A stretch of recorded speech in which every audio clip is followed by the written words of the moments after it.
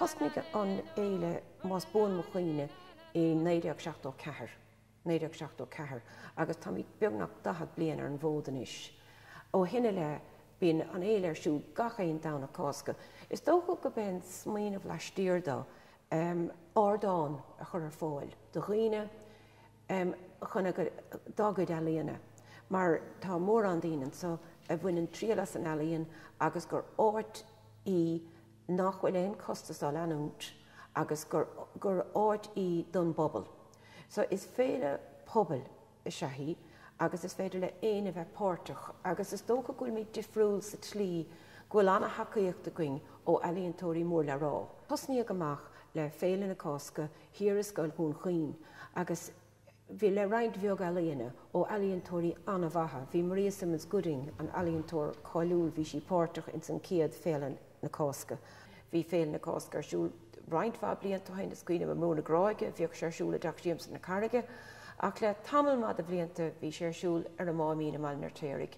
Ach am líana bhí mar a halachán trá agus countess na cúisina go raibh an mámínig tá stáilt de rud éigean eile agus ní raibh an mámín ar fáil againn. Ná deirigh gan a bhailing a halachán trá, is dóilm go bhfuil se go má an éile bhag a timppel, is dóilm go noslíonn sé an éile de chuoine nua. Na dtíine a tháinig chuing ar a máimín, tháinig ar chuing chomá gan trá.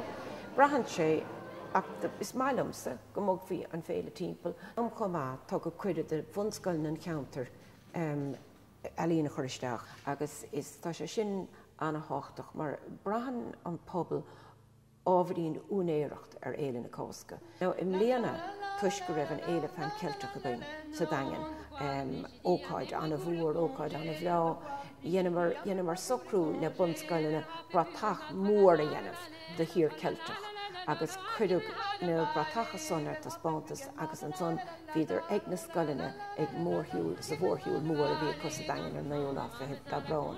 Dhéanamh luach timppel de fictúri dhéanamh luach ceir a bhíle dhéag dalíonn aber timppel méid sin agus bhí roinnte có €10 agus bhí písa a bhí chomór le 2,750 annachad ealaíonna beidir a bhí timppel ar a bhí cúplacéad euro aber ach tá míad anna hásta leis an méid ealaíonna a dhéal mar bhí. Deir ealaíontóirí lom agus is beag ealaíontóir go bhfuil mreachtainte có ón ealaíon mar níl a le héadán a chut a chúpla duine.